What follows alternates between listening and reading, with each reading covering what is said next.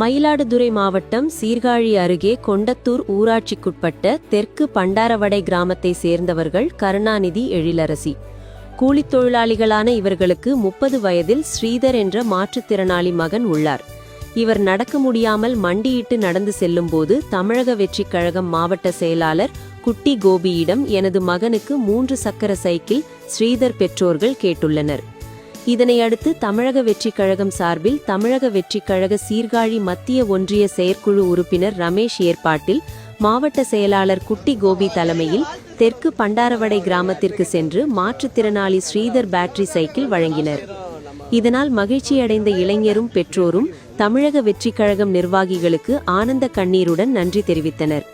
பிறவியிலேயே மாற்றுத்திறன் கொண்ட தனது மகன் 30 ஆண்டுகளாக மிகவும் சிரமப்பட்டு வந்ததாகவும் இனி சிரமங்கள் குறையும் எனவும் பெற்றோர்கள் மகிழ்ச்சி தெரிவித்தனர். இதில் தமிழக வெற்றிக் கழகம் விவசாயி அணி அமைப்பாளர் அன்பு செல்வன், மாவட்ட இளைஞரணி பொறுப்பாளர் நடராஜ், ஒன்றிய செயலாளர்கள் கமல், ராஜா, வசந்த், சந்தோஷ், பசுபதி, தகவல் தொழில்நுட்ப அணி மணிகண்டன், விவசாயி அணி எடிசன், வினோட் உள்ளிட்ட கலந்து கொண்டனர்.